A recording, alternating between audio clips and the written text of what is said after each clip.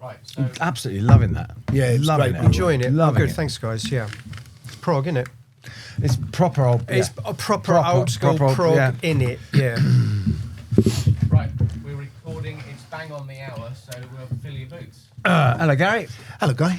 And we should say, well, we're back. We are. We're back. This is a new season, and we've got something slightly different today. Right. Explain. I will explain. I'm going to be talking to you about your album, along with someone who is involved in your album, which is a dear friend of the Rockonteurs and us, Mr. Steven Wilson. Hello. Hi, Stephen. Thank you for having me. We'll have you anytime. And then after we've had a chat about that, we're going to swing things around and talk to Steven about his amazing new album. Yeah. And we're not clashing, are we? Because mine's coming out at the end of the month. And Well, I was yours going to say, is yeah. Not for a while yet, right? But no, Mine- what's brilliant, sorry Yeah. to interrupt, but what's brilliant is that the show will end with you two arm wrestling over, the superiority of each album. But they're so different, aren't they? Come on, let's face it, they're so different. Mine's prog, innit? Yours is well prog. Yours is well pop. It's, yeah, I would say it's I love it. more Arty- commercial. arty if that's, pop. If Arty you know pop. what I mean. Art Yeah, pop. yeah, That's a arty good, pop, yeah. a good example. But we'll talk yeah, about good, that, right? Yeah. I think we should Genre. just talk genres for the next hour. Well, should we get both of us on? Yeah, All of us on? So yes. I guess it just remains for me to say welcome to the Rockonteurs. Theme music. Lovely. Alrighty. Right. Shall I open the batting? I guess as you're kind of the compere, aren't you? You're the referee today. Yeah, if you like. Yeah, I like this. Yeah. I'm carrying everyone's jumpers. I'm the umpire. Yeah. So the thing is, Gary, obviously we're both involved in your album in a way because Steven's done this fantastic Atmos mix. This is your third solo album, and the third one that I've been involved with, always in different. And this feels to me, your first one, which was a long time ago, was you kind of finding your feet, and then the last one was you very much kind of having found your feet and having this kind of, I would say, this newfound confidence and purpose that came from being in the Sources, if you don't mind me saying. Yeah, no, I agree with you. And now this is the payoff, Oh. if you like. That's a compliment. I There's guess. the compliment. Thank you. Yeah, I think any time I go and write a record for me, there has to be a sort of an emotional reason why I'm going in. It's not just, I better put an album out, or I feel like putting an album out. I mean, when I did Little Bruises all those years ago, it had everything to do with my marriage breaking up, because I'd gone to LA after Spandau and decided I wasn't going to be a musician anymore. I was going to be an actor. And 3 years later, my marriage breaks up, and the first thing I reach for is my guitar. And I write an album that's about how I feel and where I want to go. It's not. I don't think it was a maudlin sort of album, but it was it was definitely about Cathartic. Yeah, and Little Bruises was the subject is in the title, if you like. It's the Phil Collins playbook, isn't it? Really? Yeah, I suppose it is. You can't write. I don't think you can. I don't know about you, Stephen, but I can't write when I'm super happy. I find it. Yeah. I've got no information. That's interesting, because you say you do a lot of your writing on tour. I'll bear that in mind. Well, when I did In Solo, I was writing a lot of lyrics at that point. Yeah, you're right. But I think I was going through a period within Solo where I was trying to sort a lot of out who I was and as a musician, etc. But I always think writing is about trying to answer some questions that I've got, and I think it's about me being a certain age. And okay, so about 2 years ago, year and a half ago, we did a 6-month tour. Yeah, it was mad. It was the most intense tour I've ever done. And this is my mindset, right? I'm looking down at the itinerary. I told you this, didn't I? I'm looking down at the itinerary, and I see 32 countries and different places in all those countries, and I think, where will I die? Because Oh my God. it just didn't seem possible for me. Right. I was so... I think touring is a really difficult thing to do. Well, are after for sure. after Yeah. coming out of that weird, that bizarre stasis Yeah.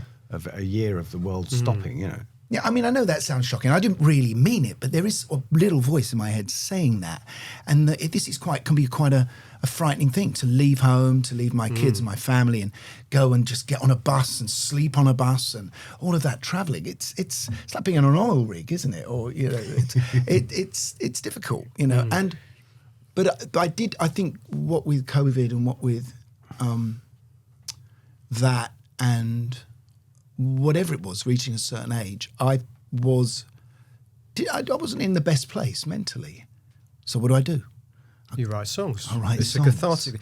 But that's really interesting. You say that you can't write when you're happy, because one of the questions I get asked the most in interviews is people don't understand why the music that they hear me make doesn't somehow tally with the person that they meet. Right. And my answer is always the same, kind of paraphrasing what you're saying, is that I use the music as a way to exercise that kind of part of my personality out so that I can be a generally well-adjusted, happy person. And if I didn't have that, God knows what kind of person I'd Dr. be. Jekyll and Mr. Wilson. Yeah, in a way. So there is Dr. this, Prog. Dr. Prog. So there is this kind of disconnect between the art, the work, and the person. Because they are two. Without the two things together, you don't get the whole picture. But for me, it's lyrics. That's I know me too, what you do is also instrumental, but for me, it's really lyrics and thinking about what I wanted to write songs about. The best example of where my head was at that point is a track called "Take the Wheel," which is on the album, which is a kind of film noir setting. It's very film noir, and it's great. It's got some really nice lyrics. It is very filmic, yeah. And, you know, I'm the kind of Humphrey Bogart character, sort of fretting, looking for the nemesis, which is in me, you know, and it's really like, can someone else just take control of this? And I do feel a bit like that at times, you know. And so, you know, that was the setting of that song. And, you know, I guess the other... Sorry. So I was going to say, there's quite a lot of nostalgia on the album as well, isn't there? Because I mean, a song like "Work," for example, which is one of my favourite songs it has on the been record. bits. There has been bits. And I think anyone who, you know, had parents would. It's so moving. Resonate. But is that I'm not so familiar with your back catalogue. Is there a sense that on this record you're maybe looking back more to, or is that something you've always done? I think I started doing that on In Solo. Right. I mean, there's the song "Waiting for the Band" on In Solo. Oh, yeah, of course, yeah. Which I is did a about mix of, being, you know, us as Yeah. kids. I want to posit something, which is one of my absolute favourites, is "Borrowed Town," and I reckon that actually a lot of that comes from Rockonteurs, is from doing the show where we spend so much time in the past. We spend so much time revisiting specific places with people, bits of London, bits of the music business, bits of cultural life. It's all about us revisiting cultural life, and I think that is what's put that to the front of your head. So this idea of passing through a town, because it's just that, because the past is so present in us now. It's what we all do. juice, isn't it? Right? Yeah, exactly. You know, Exactly. I tell you, I want to be totally specific, and this will be a name drop, but I think it adds to the reason I wrote that. That's the oldest lyric on the album. I wrote that a few years ago. I'm on a long underground train journey. I'm going from central London to Richmond. Who do you think I'm having lunch with? I took the tube back out of town, back to the rolling pin. I'm having lunch with Pete Townsend. Sorry, let me get that. So the first thing I do, I'm getting on thinking I'm not worthy, right? Yeah. I'm not worthy. He's written some of the greatest songs of all time. You know, one of my great songwriters, Me if too. not the great songwriting hero in my life. Yeah. What am I doing? I'm just sitting here, right? Yeah. But I'm also sitting here looking at this long journey underground of different people getting on, ethnicities, kids. No one knows who I am, you know. I'm some old geezer, bloke in his 60s, sitting there. All right, take my mind back to when I was king of the street, right? And at that point, there were old geezers my age that had fought in the war. Did I give a damn? No. You know, I was only there because of them. You sort of stand on the shoulders of invisible giants sometimes. And I'm seeing this, like, London is in flux, and I just think this is the song, right? This is what I'm writing about. And I wrote the entire lyrics for Borrowed Town by the time I got to Richmond, which gave, you know, was sort of an added bonus. But I couldn't find any music for it. And in Borrowed Town is about London being in flux. It's about any city being in flux. It's about that you've only the king of it. You only own it for a little bit, and then it's gone. It's someone else's. And the chorus in that is "Give me your village to live," and that's really me talking to my family and my wife, saying, "This is my village. This is where I live, and this is where my love is." You know, even though I'm in this town that's moving around me all the time. Yeah, but of course, if you were Jimmy Webb, you would have written by the time I got to Richmond. Oh my God, that's why he's in the middle. But you've got the Jack D of Rockonteurs. But you've got a joyous pop song on this record too, haven't you? I mean, is the lyrics melancholic on the title track? No, No, And that's the point, right? That's So, the one. You know, I think I went through a process to get to that song, which Right. was the last song I know wrote. it was, So yeah. you Because when I mixed the record originally, it wasn't even in the record. It wasn't there. No. And but God, I was in a much better place by the time I got to Right. that. I mean, yeah, there are looking back nostalgia songs on the album. You know, Windswept Street (brackets 1978) is about those great kids who change your life. That person who changes your life, who introduces you to literature or art. But they've got charisma and they're part of that gang. And of course, 1978 for me means going to the Blitz and all that life-changing stuff. You know, it's a similar thing to Waiting for the Band in many ways, but just a few years on. But now when I go back through Soho, now when I go to those places, I mean, don't you agree? We just see ghosts, don't we? Yeah, no, absolutely. But can I just say, because I don't want to get too hung up on this melancholy thing, because what was when you put up the video of Put Your Head Up, what was so nice, I thought, was all the comments underneath on YouTube were people going, "It's so great to hear something like this, something so inspiring and uplifting." Yeah. So there's a big, let's not But get there's a big No, up that's thing me happening doing with it this album myself. as well. That's Yeah. me doing it to myself. You know, Yeah. that song Yeah. begins my But arms. nostalgia's a very strange human emotion, isn't it? Because it's kind of looking back at something with a lot of fondness, but also with this kind of sadness that it's gone, that it's like a snapshot from the past. So it's a very complex feeling, I think, isn't it? Yeah, I love that. I love that in I music do love and it, film. yeah. but it is essentially dishonest, isn't Why? it? But I think a lot of nostalgia, filtered. It's tailoring a past Okay. to suit you. It's like it's very often because you don't like where you are now, Right. And Interesting. and it can be very dangerous. Interesting. As things like Brexit come from nostalgia. Yeah. from yes. fake nostalgia. Yeah. I think when I'm writing songs like that, Windswept Street, or Waiting for the Band, which is about nostalgia, I'm just trying to capture an important essence of something that people of my age may feel. You know, Yeah, I don't call that necessarily nostalgia. That's more, looking back isn't automatically nostalgia. yeah, because nostalgia means you're looking back with like Rose-colored glasses. Rose-colored Well, glasses. not necessarily. Not necessarily. I mean, well, yes, you're right. It's almost like you're writing a movie script based on something you remember from your life, and you're kind of tailoring it to suit the way you want to portray it. But I think it's also got a kind of inherent sadness about it, because you're saying to yourself, "This is something that will never happen again. It's gone. It's in the past now." So it's got that. That's what I mean by it's a complex emotion. But our Yeah. music, Yeah. your music, Yeah. my music, the music we play, has lots of references to the 70s, to an Completely. era Yeah. that really, Completely, yeah. dominated or represented our formative years. Well, also, and I said, like, for the music you made early on, and I'm sure it's the same for you. Yeah. Let's face it, the point of music was you could still make stuff that you'd never heard before. Yeah. Never heard anything like Cut a Long Story Short. Never been That's a record right, like that yeah, before. yeah. No. You never be. It's very and hard to unfortunately, do for all that of us now. now, it's very, very It's hard very to do that now. now, It's very yeah. hard to listen to anything go, "Oh yeah, there's that. Oh yeah, there's that. Oh yeah, there's that." Yeah. And so it becomes which is no less relevant. I'm sure kind of, classical composers had that problem for hundreds of years, which is why classical music ended up disappearing up its own arse and speaking such a rarefied language that it didn't talk to anyone. Yes, no, absolutely. So- just to go back to your sort of not question but reference to This Destination, the title track, it was the last track I wrote. I was in yes, and this probably goes against everything I was saying earlier about you have to be in a bad place to write a good song. I felt it was me telling myself, reminding myself, writing music is where I always need to be. That's my home. Right. That's my place. No matter what I do, where I go, come back here and you'll be happy. And it is true that in making a record, and I don't know how you feel about it, but for me, I've always seen myself primarily as a songwriter. When I was 11 and I got my first guitar and I wrote my first two songs, the second of which was called alone, and my mum said, "You can't play that to anyone; they'll think you're depressed." And didn't you say, "But Mum, that's the point"? I was already onto something. Yeah, exactly. And was I go into my bedroom at that time and with nothing and come out with this thing that existed, and it was like a piece of armor. You know, it was a friend. It was empowerment. It was a song. I owned it. I still talk about it.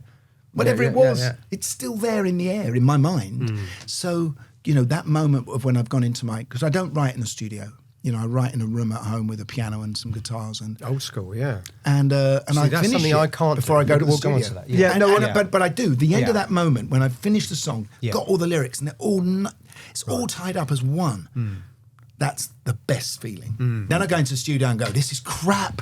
You know? See, But this is such because I want to go because you're clearly of that studio as instrument. Yes, I'm completely Because opposite it's a of really that. interesting thing. Because Mark Knopfler said this, and I thought it was really when you asked him about writing in the studio, and he said, "No, I think it's just." And this is obviously just I'm be more of your school, which is that he said no. He thinks it's disrespectful. It's a recording studio.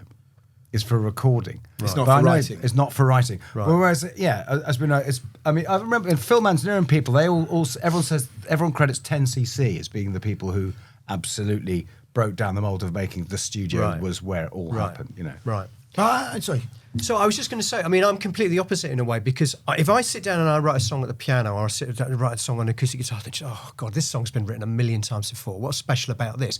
But to me, it's when I get to the studio and I start painting with all these colours, right. all these things, that it becomes Unique. my record, my song, my sound. Well, there's always that. But that's because you have a producer. That's why you can do all the mixes and everything because you got a producer. Well, I was going to say, you're a songwriter. But you are a writer. I feel like I'm more of a producer in that sense. That I wanted to make records. I wasn't interested in being a star. I wasn't interested in touring. I wasn't interested in being a frontman or any of that stuff. I wanted to make records because I was holding Dark Side of the Moon in my hand, listening to this and thinking, oh my God, wouldn't it be amazing to make a And trip like you know, this? they were quite a faceless band at the time. I mean, for me, they were. I had no idea what Pink Floyd looked like when I fell in love with Dark Side. Which is of the funny Moon. because Dark Side of the Moon has two posters which has pictures of all of them on it. You know what I mean? Now, what's so brilliant, this Pink Floyd thing, is it was a decision. You were told they're anonymous. No, they're fucking thought not. they They're were in the pictures on pyramid. everything. It's just a really interesting well, thing. anonymous It's like, is you the know, wrong word. Enigmatic, I think, is the way. Because No, even the but photos. I know what you mean. Yeah, You didn't know who they were, but there was more pictures of them than there were of Led Zeppelin. Yeah. But But you didn't really But it know wasn't image who first, they was it? were. No, exactly. I know what you mean. But let me I know ask you what this, you mean. Gary. Right? Okay, so moving on from this. Also in the sort of spirit of nostalgia, and this is a devil's advocate question here for you. Why make an album? Why make an album in 2025? Why not just, I don't know if you've talked about this with other people on the show, but why in 2025, I mean, I'm playing devil's advocate here because I love the album. I love the whole notion of the album. Isn't the notion of an album itself kind of nostalgic? Okay, so the other day, right, Yeah. I'm coming home. I've been to the theatre and I think I'd phone my 15-year-old to see if he's in bed because he's got school tomorrow. And I said, "What are you doing, Kit?" He said, "I'm listening to Can't Buy a Thrill on vinyl," right? Wow, okay. And I got home and he's lying on the sofa with the gatefold sleeve opened, reading the credits. Okay. And listening to the first half. Well, by then it's the second half of Can't Buy a Thrill. He then said, "Have you got any Marvin Gaye, Dad?" I said, "Yeah, go on, down in the vinyl." So, you know, so it comes back with what's going on. Just listening to that. He said, "This sounds amazing." And he'd heard it before, of course. If he was hearing it on his phone, he would have flipped, you know. But he became intensely listening to it as a 2-act piece, right? Which is what we know the album to be. Yeah, exactly. I know that form. Yeah. It's a form. It's like, you know, you go and write a symphony. You write it in the form of a symphony. You know, whatever it. An album to me is a 2-act piece. You worry about what finishes Act 1 and what begins Act 2, and it's a story arc. There has to be a kind of emotional story. Yeah. I mean, more so in your record because there are only 2 tracks. But I think, you know, where these tracks place, where you put them is really important. I remember when CDs came out and everybody. I was going to say, does that change the process? Because you're then looking at a 1-act play. Because you are. Yeah. You have, because that track 5, side 1, track 1, side 2, and the worst track is obviously the second from Penultimate last side track. too. So, Yeah. so they say. Yeah. Well, unless you haven't got a good bad track. Yeah, you know? Behind Blue Eyes, anyone? Yeah, Well, there's always the exception What that did I proves the rule. sing down there? I put a track called "Giving It Up." He's playing bass on that. Playing track. bass on I most played of it, bass on quite a few actually. tracks. That's 7 of them. But no, I think what happened with the CD is that all the bands just put for a start they started making Too 2-hour long. albums, Too long. 2-hour Yeah. albums, Way too long. Put all Yeah. their best tracks at the beginning, right? Yeah. I mean, listen, I sound like one of those kind of Rick Wakeman boomers now, but I don't want to go down Yeah, that don't go down path too much. Pull out, Gal. But I thought the CD was just. And I think people aren't Do you know why it's reverting to 74 the album, minutes, by aren't the they? way? I mean, vinyl's gone up. I mean, Taylor Swift sells vinyl. She played. Vinyl is in the ascendancy. I know it is, but the reason I'm asking is that do people really listen to it, or do they just collect it and keep it in the shrink wrap at home? I don't know the answer to that question. But the reason I say this is because I remember when I heard the track "This Destination." This taps into exactly what you were saying about creating the right shape and the right flow for an album. I remember saying to Steve, your manager, I said, "This is great. This completes the album somehow." It was almost like that piece of the jigsaw was missing until you wrote that track. Right. And that's all to do with sequencing an album and making it have the right flow and keeping people's attention. I think that's it. And that's the beauty of sequencing an album, isn't it? You have to get the Well, you do. sequencing right. So you write a bunch of Yeah. songs and you start to build them in the studio, and you Yeah. can see a similarity between the lyrics, and you know where that's going. Yeah. And then you think, oh, this is ever going to come together as an album, and suddenly it's there. But then you review it. And you go, I know there's something missing, Yeah. right? And Is that what happened? Is that this actually is what actually happened. Right. I just, I'm a guy who can do a bit of soul upbeat as well, and I think I just needed to be on the album somewhere. I was lucky to meet someone through Steven who did a video for me for I Know Where I'm Mike, Going. yeah. Track I Know Oh Where I'm yeah, Going. which is amazing. I mean, I was already buzzed about that song anyway. Vicenzi album. It's a kind of And it must saved you so much money not having to actually get Clive Owen. by Clive Owen. I think I missed that. No, it just looked like him. Oh, right. Oh, he looked like him. Yeah. But I was really pleased with that song. Some songs come together almost absolutely together as music and lyrics. Bang, they're done. And I did that in one afternoon. And Lauren came back, and she entered the house, and I was just like, "Come in." And I played it to her on the piano. Kind of weird lyric, it came out of, I suppose it's about mortality, there's a kind of spiritual search, a kind of place of bliss you want to get to. It's very folk based, it doesn't have a bridge or a chorus, it is what it is. It's like very, in that folk sense of just being A, like a Bob Dylan song almost. But I knew it needed a video, and of course, videos, the record companies tell you one thing now, they say, no one does videos, they want behind the scenes, right? Everyone just, apparently a supermarket in town, national supermarket, has stopped spending fortunes on ads because the most successful ads they make are the staff talking into their phone. So I'm at the pizza counter or whatever, and I'm Jill and I love working here. Come down and get these pizzas. They do it all. They cost nothing, right? Yeah. So they're not going to make a video. But I saw on Instagram you had a clip for one piece of your music of an AI video. Yeah, very experimental thing I do called Bass Communion. Yeah, and Mike did that video. Yeah. And Mike Benyon, you Yeah. introduced me to. My- So what were you doing? Mike, I've known for years. So when I started in the industry, I don't remember if we talked about this last time I was on your show. When I started in the industry, I was making this weird kind of underground progressive psychedelic music, and I couldn't make a living from that. So I ended up doing music for TV. And Mike at the time was making commercials for UK TV. So that was how I kind of paid my way for the first 10 years of my professional career.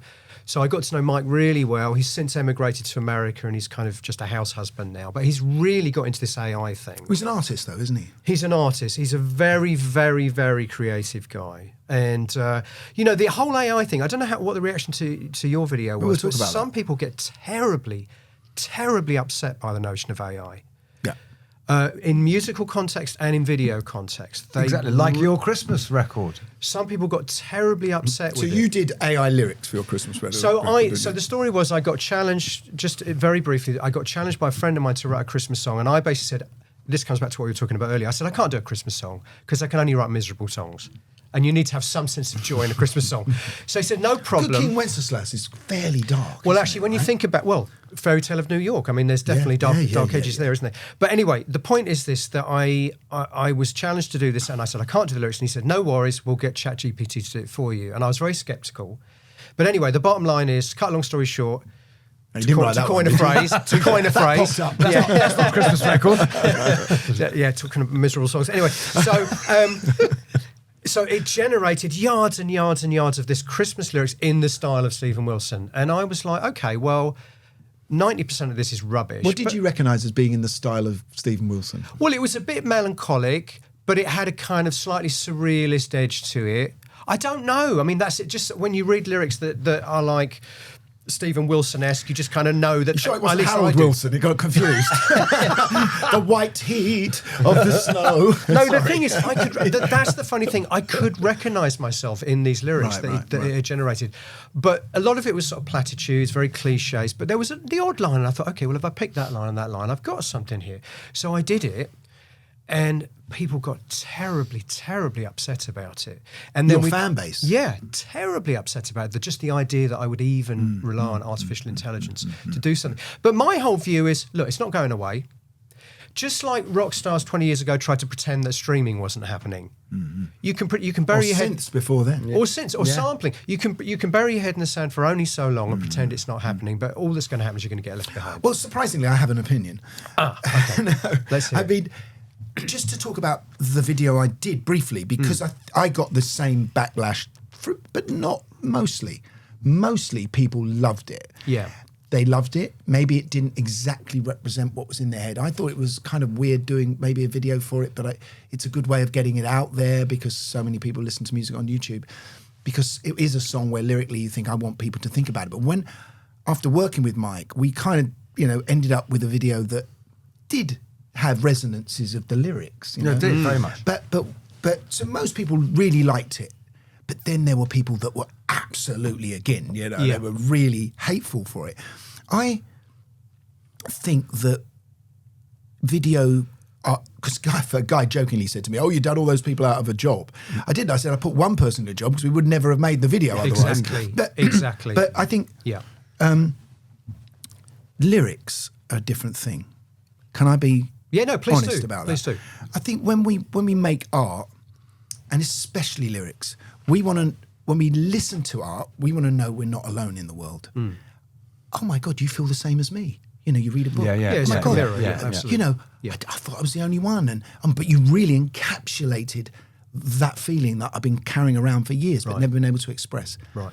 Would we feel the same if that was a machine telling us? No, and you're absolutely right. And I wouldn't have done it if it hadn't been a quote-unquote novelty song. It's Okay. Christmas, yeah. But here's the Oh my point. God, that's exactly how I feel about Christmas. But here's the point. Would you? Okay, so obviously you wouldn't use artificial intelligence to write a lyric for you. But would you use artificial intelligence if, for example, you were writing a song and you got to the third verse or the bridge and you still wouldn't do it? I wouldn't do it. Okay. I wouldn't do it because Not even my greatest joy is writing lyrics, and I always feel that the best lyrics come, the first things you write down or from your conscious mind. Yeah.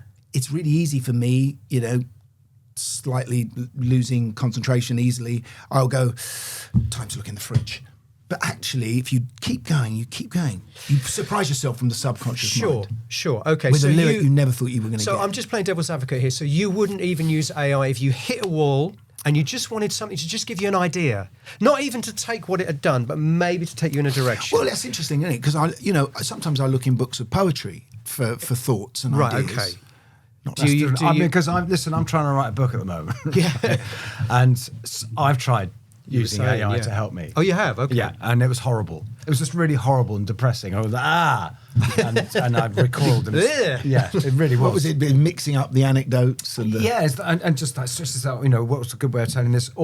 And I was going to try feeding in some of my writing from my other book. Right. And I suggested it to it. It went, yeah, sure, let's do that. And let's throw some ideas around. It's like, fuck off. Who are you? Yeah. But what about music? Well, that's what I was going to say to you. Why do you feel that way about lyrics? Again, I'm playing devil's advocate here because I think we're on the same page here. Why do you feel that way about lyrics, but do you think it's okay to use AI for a video? I've never used AI. Oh, for a video? Yeah, because okay, so I think video also a form of creative expression? No, because I think we've been doing this for a little while now, I think with CGI. Because then you can apply the same things to different states of recording. Why would you use a computer for recordings? Why would you use it? You know what I mean? I think we've looked, you know, with CGI and animation. Exactly. You know, the exciting thing about AI is you're putting in words, you know, lyrics, or you're putting in ideas, and then it's going, what about this? And then you can manipulate that and go, no, you know. And I think visually, you know, that's kind of exciting. But I only think, and maybe I'm wrong, but certainly I wouldn't go and see an exhibition in a gallery, you know, something that would be important. But I think maybe... But maybe our generation wouldn't, but the next generation will. Of course they will. Yeah. But what about making music with AI? Well, I mean, I think we're already at a point with AI. You wouldn't have to get a bass player in, would you? Well, you haven't had to get a bass player Well, you in for wouldn't have to 50 get any years, but musicians I'm in. still getting, you know, I'm somehow still here. Because you're a human, right? Okay. Well, modern pop doesn't require musicians anyway, and it hasn't for a long time. It hasn't done for the entire time that I've been doing it. Yeah. Do you know what I mean? Yeah. So, Modern pop music already to me sounds very much like, and that's not to say I don't like some of it, but a lot of modern pop sounds to me like it could already be generated by artificial intelligence. Yeah. Because particularly in the music, I mean, I've talked about this with many people over the years, the last few years, this idea now that a modern pop song doesn't have an intro. You want an intro? Forget it. People that's because of you've only got 30 seconds. That's why you always start with the chorus. Most pop songs now are sub 2 minutes. Yeah. 1 minute 52 is the ultimate. And even then, like you say, you only get 50 But seconds. it used to be. The Righteous Brothers songs That is are 2 true. minutes long. Do you know what I mean? That is true, This yeah. isn't some awful new thing. That's Yes. Pop records were 2 minutes long. So music for social media is what you're talking about. When was the last time you heard a solo on a modern pop record? A guitar solo, a sax solo, anything solo? My first single that. No, a modern pop. With the greatest respect, Gary, your music is not modern pop. But hang on, let's not get on to like... No. Oh, please. No. Oh, go on. No, because we're not talking about your record. But I do think that music, yes, I can see it as a tool. It's a brilliant tool, AI, for sort of being a plagiarist who just gets away with it. That's kind of what it's doing, isn't it? So it's cut and paste of multiple things, but not too much of one thing. You know, it is now 5-10 years. It'll be, you know, I mean, it's just going to be Terminator, isn't it? Basically. But I mean, people sort of do it anyway, don't they? You know, I mean, a lot of modern writers, and that's why there's so many modern writers going to court. You know, put up a track that they like on their Logic or Pro Tools. And get the BPM the same, to get the drums the But people same. have always done, people have always done that. People have always done But that. it's more specific on a computer, obviously. You can, But anyway, I want to bring this back. I want to say one last thing about that song, which is because it really resonates with me, because it's very, very, it's in the same ballpark, the same thing, no chorus or anything, and a brilliant sort of look at mortality and everything to a song that I've been playing live for the last few months, which is an incredibly, you know, a lot of people saying it's the best song of his solo career, which is Scattered by David Gilmour. Yeah. Well, you know, is it our age? Is that? But it has to be. We have to make. But that was a really, really big compliment, and so thank you. But the crossover could well be the fact that Steven has mixed my Atmos. But I have one more question about Steven your album. mixes everything that we do. Can I have one more question about your album, because it's going to actually relate back to this? Is I'm being very smart here because I've got my own linking device here. Okay, because Gary, I want to ask you one more question about your album. Now, I've listened to you a lot talk about your influences over the years. This album is very eclectic. I hear your pop background, I hear your soul background, I hear your arts, I hear elements of progressive rock. The one thing I don't hear in your music, and I've never heard in your music, is one of your biggest influences. You talk about things like the Faces, right? Yeah. Okay. I never hear that kind of rough, kind of you know, almost garage sensibility. Yeah. I don't hear it in your music. No. I've never. You make beautifully lush soul, pop soul, Tidy. Yeah. And I have this too, because I grew up listening to a lot of industrial music and lo-fi music, and my records are like these, you know, I try to make them posh, luxurious, expensive sounding records. So I think we have that in common. I get it. And when I envy the Faces, where I get my kicks where that's concerned is playing with this guy on stage in Saucerful.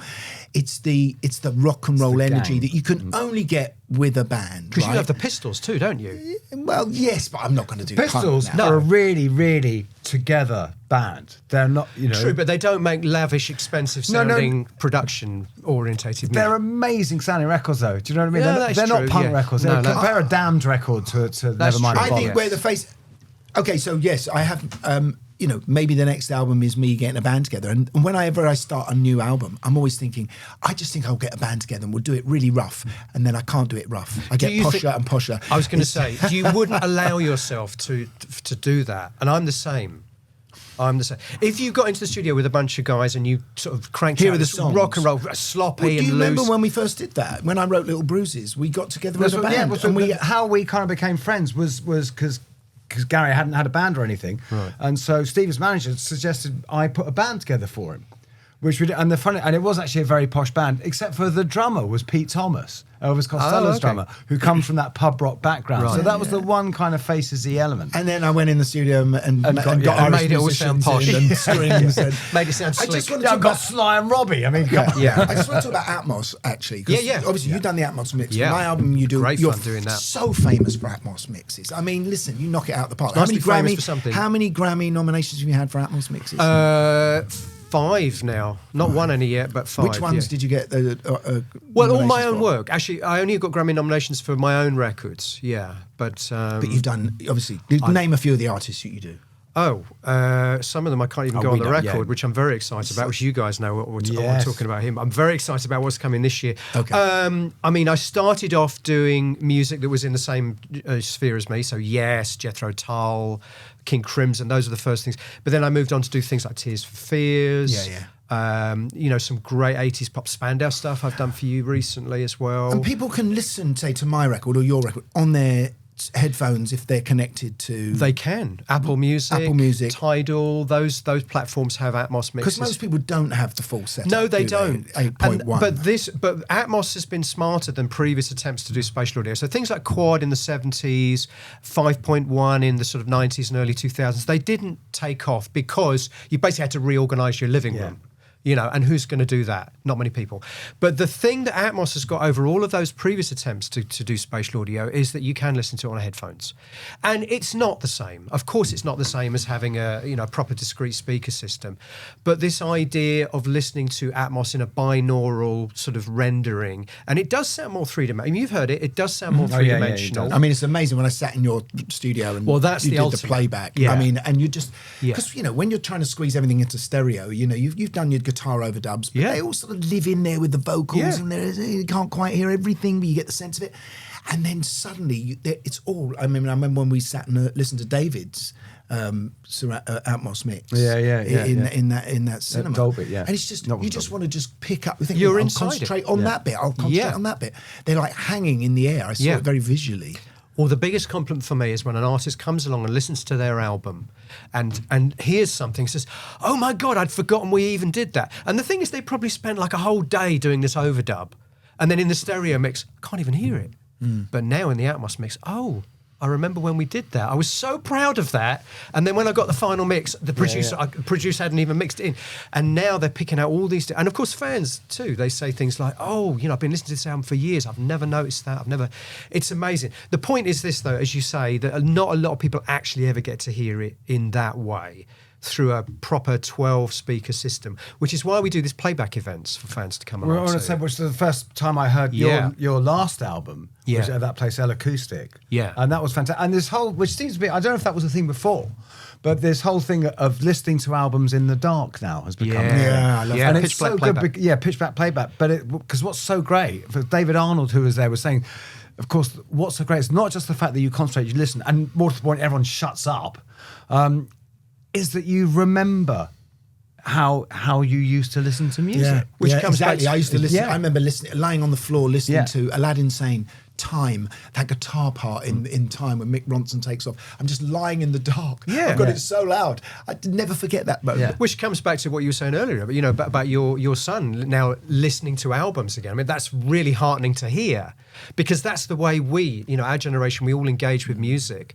by being completely immersed in it. Well, you were either not in the checking dark, our or you emails, were looking at it, Or looking- not reading the looking at a slip. video, looking Following at the lyrics. Yeah, Yeah. following the lyrics and just Reading the just credits. checking for the 30 30th time that Doug Sachs did master it. Right.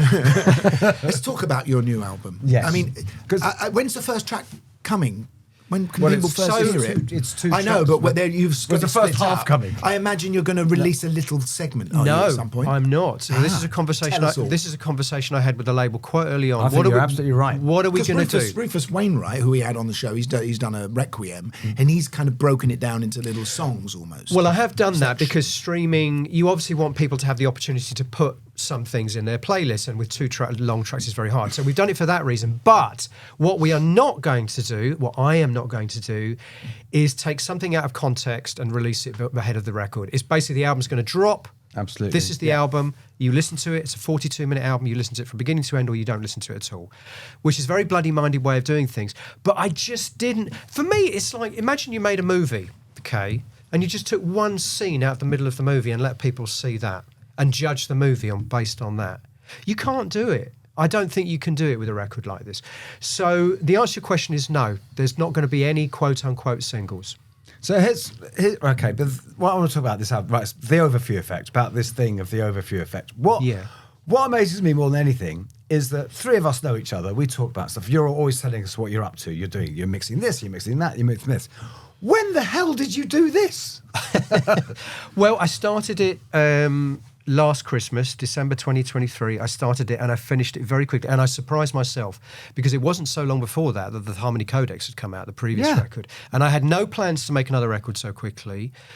But I just had this concept which just inspired me. Which is brilliant. Tell us about it. So the overview effect, the album is called The Overview. The overview effect is a recognized phenomenon that astronauts experience the first time they go into space. They look back and they see the Earth from space and they have this kind of cognitive shift. Apparently, obviously I've never experienced it myself. The Carl Sagan little blue dot. It makes sort of sense. moment. Yeah, they have this cognitive shift and they see just how insignificant Earth really is and how insignificant human beings are in time and space. And it gives them this thing called perspective. And that's really what the album is. I mean, this kind of all taps into what we've been talking about, getting older, getting more perspective. How you only put the negative view of it there, because there is a positive one, which is some people get this sense of oneness as well. Well, don't they, I actually think it's a beautiful thing to acknowledge to yourself that life is fleeting. We are insignificant. If you embrace that, you double down on that, just do what you want. It's very timely. Obviously, there's a zeitgeist because Orbital just won the Booker Prize. Right, which I haven't read yet, but I can't think who wrote it, a female author. Anyone? I can't think either. No. Anyway, I read it. Let the record show that no one in this room knows who won the Booker Prize. Jesus. I've got the book, I just haven't read it yet. I'm going to look it up. Sound of Man Looking at Telephone. Yes, I mean, it is very timely. I think She does the same thing. I mean, it's about the space station. It's about the astronauts in the space station, individually looking down on this Earth.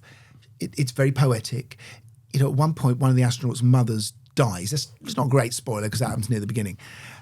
And she knows somewhere down on that blue planet, a life just went out. Right. You know, but you can't see people. You can't Right. see, but you can see them at night. Right. Because you can see their lights, right? But you can't see them during the day. There is a zeitgeist. I wonder where that's come from. I think. Well, I mean, I would suggest probably it's come from the fact that we have now, for the last couple of decades, we've got so used to being self-obsessed, looking at always down into our phones, and we've forgotten to look up. And I think that's a lot of what the album is about, is the sense that, you know, I'm just about old enough to remember when people were obsessed with space. You know, the late 60s, I was born in 67, the space race, people were looking up, people were fascinated about what's out there. And for the last 20 years, we've only been fascinated by about how many lights. Yeah, but the same has happened in science, really, hasn't it? Because we've gone from space exploration to, you know... Well, because space exploration stopped. To microcosm, to remind me, the study of atoms. And quantum mechanics. Thank you. Quantum is the word. But we've become very insular, I think is what I'm saying. Yeah. And Well, we stopped at the moon. It's basically what happened, and since then we've just been. It became about reusable. Well, it hasn't. I mean, the space. There's a lot of people out there. There's web. There's, still exploring space, but I think it's disappeared from mainstream culture. I mean, okay, you get sci-fi shows and all that, but the idea of exploration of space, being curious about looking up into the stars, has disappeared because people are too busy looking down into their digital devices. But sorry. Because I mean, also the thing is the environment, right? That's the other reason. We know that we're beginning to put a lot of pressure on the earth, and we're going to probably, we could easily kill ourselves on this earth, this beautiful earth. And, and to see the care of this thing, almost like Gaia, this philosophy of Gaia, that the earth is more important and will get rid of us at one point. We're never going to destroy the planet. But that's all in our psyche as well, isn't it? I mean, the human beings have been on the planet for about the last few seconds, relatively speaking. I mean, the earth is 4 billion years old, whatever. We've been here for like a few seconds. The Anthropocene era. And yet we see ourselves very much as the caretakers of the earth. Why? All we do is kind of destroy. Anyway, I don't want to be negative about it. But you're right, there is something very beautiful about acknowledging the earth. And it's funny because different astronauts have different experiences. Like William Shatner had the overview. He went into space. Yeah. And he had an incredibly negative reaction to it. He said all he saw was death. Wow. Very reactive, Really? very negative reaction. His agent wasn't calling him that week. But then other people have this very beautiful, they see that life as this incredibly kind of like ephemeral thing, but something very beautiful to embrace. Can you imagine? I want to guess it's Jeff Bezos goes up into space, goes, we need to pollute this. Probably. Can you imagine what it was like to be Michael Collins, though, on that, on the command module in 1969, when the other two guys are down walking on the moon, and he takes the picture of Earthrise. Yeah, but and as someone said, no one in history ever has and probably ever will be as lonely as he was. No, I remember being that lonely on tour once. You shouldn't have said those things. How did you? Because I remember hearing some of this album when I first went over to you. Because the last few albums you've been doing have been shorter songs. They've been more, obvious commercial structures. Yes. What made you suddenly think I want to go for the full prog? Because I think the subject matter. So I had the title and the subject matter before I had anything else. And as soon as I knew I was going to write an album about this, I thought to myself, feature film. This is analogous with, I've got to make something in the long form here. You can't deal with this subject in a bunch of short songs. For some reason, I just felt this album is going to be one continuum of music. And I started to write. So I started at the beginning and I wrote through to the end, pretty much in sequence. That you hear the way the pieces unfold is the way I wrote the pieces. And there's classic prog stuff where it's in 4/4 and then it goes 6/8. And there's Genesis-y chords. But hang on, but let's talk about Andy. I do, in a good way. Let's talk about Andy Partridge. His lyrics. Yeah, you need to have him on the show. What So a great guest he would be. The lyrics on this, which So there's one. Which are fantastic. Yeah, they are. So the album starts off basically on Earth. You start off on Earth. So the quite first Ian Anderson, I thought at times actually. Those lyrics, Okay. Yeah. So the first scene on the album is basically me meeting this alien on the moor, like what we were talking about, and the alien says to me, "Did you forget about us?" And then it goes through these various scenes on Earth, and gradually as the album progresses, you get further and further away from Earth and you end up on the other side of the cosmos. But there's this one part near the beginning of the record where I wanted to contrast these little Britain soap operas with massive cosmic phenomena happening on the other side of the universe, like nebulas diving and black holes imploding. But I wanted these little soap operas of a man cheating on his wife, a nurse in a care home, a boy starting his first job as a car salesman. So did you suggest those to Andy? Well, I had already this idea in my mind, and I thought to myself, who writes about Little Britain better than anyone else? And there's two names, Ray Davies, yes. Andy Partridge. And I didn't have Ray Davis's phone number. And anyway, personally, I think Andy Partridge is slightly superior. More approachable. Yeah. Okay, sorry. And I rang up Andy and said, Andy, I've got a challenge for you. And actually, funnily enough, at the time, I was remixing an album of XTC's called The Big Express, and there's a track on the album called The Everyday Story of Small Town, which is exactly... Did you send him the music? Did he have a melody to stick to? Yes. So he had to write within the meter that I already had for the nonsense. And what do you la-la'd it on there? Do you do that out of interest? When you write songs, do you always have the lyrics in place before you start recording, or do you start recording and sort of have like nonsense words? No, I always have the lyrics finished because we had that discussion. Really, I finished the song, but the meter is everything to me. So, quite often, I mean, a song like "Dancing in Bed" on my album, I wrote all the lyrics first, but obsessively making sure the meter, the internal rhymes and everything, exactly the building blocks are right. But yeah, if a tune's come first, I'm la-la-ing. So I always make a rod for my own back, because I basically spend the whole recording process or singing nonsense words, and then somehow have to figure out how the syllables lyrics work. are gonna. So Andy had this problem in this case. So yeah, he had an acoustic. It was just an acoustic guitar, me singing the la la las, and he had to fit the lyrics. But beautiful. I mean, he did a beautiful job. It is a great moment because as you say, the music music is very ethereal, it is very space-like, and then suddenly, you know, you're in the microcosm of But I'll tell you someone's something else. And they're funny. There's a light-heartedness to them as well. But I'll tell you something else about Andy, which I love, and maybe you have this too, Gary, is that for him, the lyrics are a big influence on the way you produce and mix the track. And again, this is something I'd never thought about. So, for example, he was calling me up and saying, you know that lyrical line there, you've got to make your voice disappear into reverb there, because I'm talking about a black hole on the other side. And it was really interesting to me to hear that kind of, you know, that sensibility of like, oh, the sound of the voice, the way you treat the voice has to be a direct consequence of what the lyrics are at that moment. And I never really thought about it in that way. And that to him, that's everything. when you're writing that makes sense. That makes Yeah. for listening, thinking of their records. Yeah. when you're writing a continuous piece of music like that, are you finding that it has a chronology to in the writing, that you're thinking, well, this now must go to this, and then this must go to this, or sometimes are you writing separate things that you're trying to get in? So in this case, as I think I said a moment ago, I kind of wrote from the beginning to the end, almost in sequence, and it was almost like one idea would suggest the next idea. Yeah. And then that would suggest something else. And the one thing I did have on the first track, the 23-minute long track that's on side one, is I had this one 19-note, how prog is that? 19-note sequence of notes, which actually is the building blocks for almost everything on the record, on the track. So it reappears in different contexts, different time signatures, different tempos.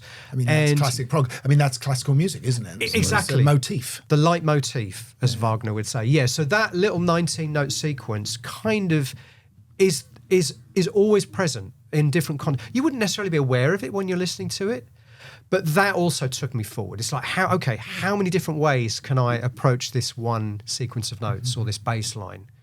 And that goes right through that piece. What about the film that goes with it? Because you're doing a massive screening at IMAX, aren't you, in London? So coming back to this idea, there's no singles. So all of this, so traditionally I would have 4 or 5 songs which I'd commission videos for. And I'd have a budget for videos, and I would give the budget. I'd split the budget up, and I would give it to 4 different filmmakers to make videos.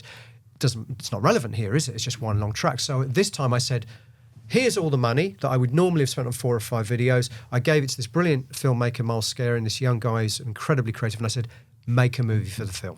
So the money, can I just get this right? You know, because is that a record company money, or is you put all it my all money from yourself? No, so all of your money. Yeah, all of the money I could afford to spend on videos, I've now put into this one sort of feature-length film project. Yeah. And what is it? Is it an animation, or is it real actors, or are we allowed to know yet? It's AI. It's CGI. It's computer generated. Right, Yeah. okay. Yeah, but very elaborate. Yeah. And is this the first time Rotom's made an appearance? No, she's been on my last 3 records and some. Oh, of course. Am I dreaming you? Yes, so she was on the Tart Track Harmony, and she was on a a song called Personal Shopper on the previous record, yeah. Yes. Because she I plays remember a sort of owl character, doesn't she? Yeah, because explain what she's Yes. saying, because it's these mind-boggling numbers.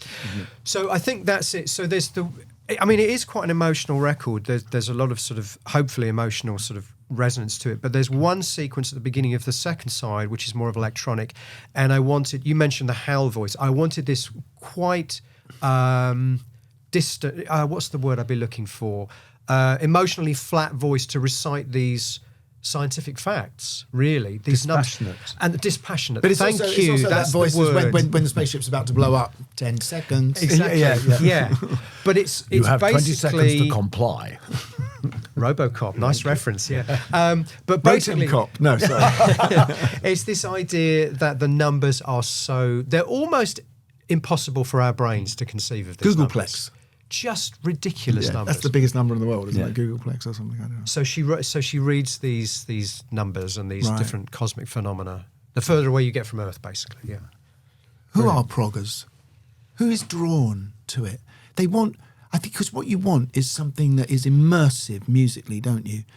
When I was a kid growing up loving Yes and Genesis, I was after a landscape that I couldn't find in my street. Even Pete Townsend wouldn't give me that because he's writing about my street. Right. But what prog gave me was somewhere actually much grander. Right.